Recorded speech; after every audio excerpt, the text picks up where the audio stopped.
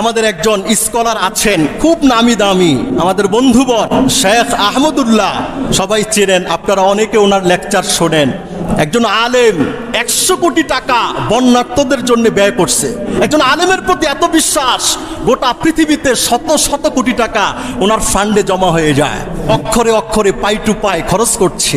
যেখানে সরকারের পক্ষ থেকে দেওয়া হয়েছিল 60 লাখ, উনি 100 কোটি টাকা বন্যার্তদের জন্য ফেনী, নোয়াখালী, সিলেটে ব্যয় করছেন।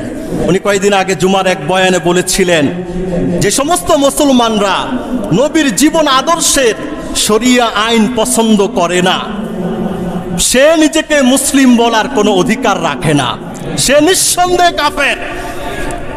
আমার নবীর জীবন দিয়ে আমাদের জীবনে সব চলুক, এটা আমরা চাই কি চাই না? কথা বলেন। অফিস আদালতগুলো, বিচার আচার সবগুলো নবীর জীবন আদর্শ দিয়ে চলুক, কোরআন দিয়ে চলুক, এটা আমরা সবাই চাই তো?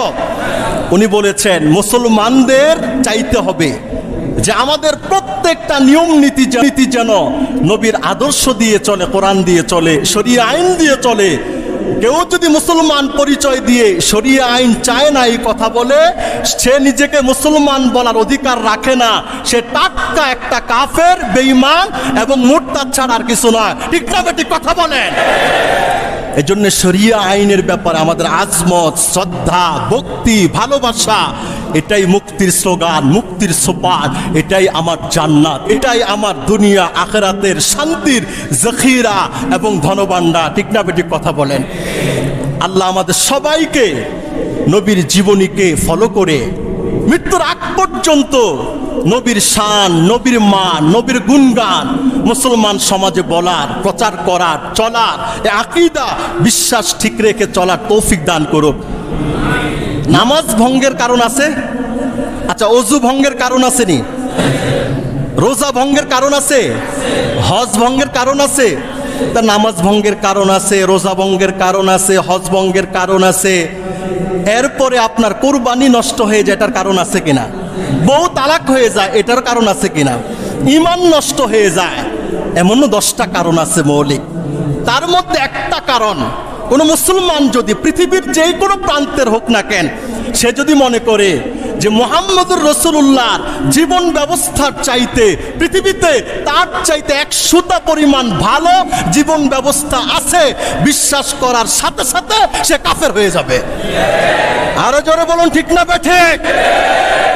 এটা হলো ঈমান ভঙ্গের একটা কারণ বললাম। আল্লাহ আমাদেরকে তৌফিক দিলে পর্যায়ক্রমে আমি সব কথা বলবো।